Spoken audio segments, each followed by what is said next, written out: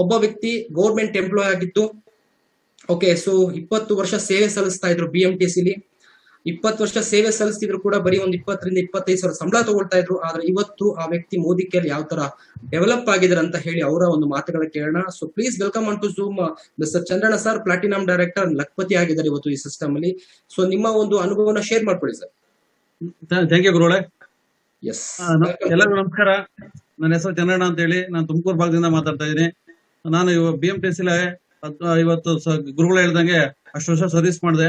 ಒಂದು highest salary ಬಂದು 30,000, ಎಲ್ಲ ಡಿಡಕ್ಷನ್ ಒಂದು 22,000 ಸಿಗ್ತಾ ಇತ್ತು. ಲೈಫ್ ಏನಂತ ಸ್ಯಾಟಿಸ್ಫ್ಯಾಕ್ಷನ್ ಇರ್ಲಿಲ್ಲ.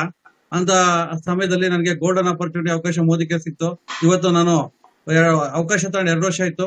ಮುಂದುವರೆ ವರ್ಷದಿಂದ ನಾನು ಕೆಲಸ ರಿಸೈನ್ ಮಾಡಿ ಇವತ್ತು ಸಿಸ್ಟಮ್ ಒಳಗಡೆ ನಾನು ಇನ್ವಾಲ್ವ್ಮೆಂಟ್ ಆಗಿದ್ದರಿಂದ ಇವತ್ತು ನಾನು ಪ್ರತಿ ತಿಂಗಳು ಸಂಪಾದನೆ ಮಾಡ್ತಾ ಇರೋದು 1,30,000.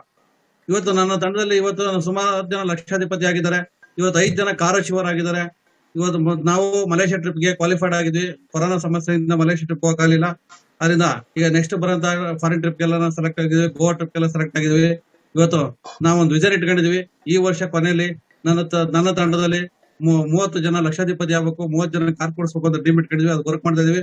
ಇಂತ ಗೋಲ್ಡನ್ ಆಪರ್ಚುನಿಟಿ ಅವಕಾಶ ಕೊಟ್ಟಂತ ನಮ್ಮ ಮುರಳಿ ಸರ್ಗೆ, ಕೇಶವ್ ಸರ್ಗೆ, ನಮ್ಮ ಮಹಾನ್ ಗುರುಗಳಾದ ಗಣೇಶ್ ಸರ್ಗೆ ನಾನು ಥ್ಯಾಂಕ್ಸ್ ಹೇಳಕ್ ಇಷ್ಟಪಡ್ತೀನಿ. Thank you very much sir.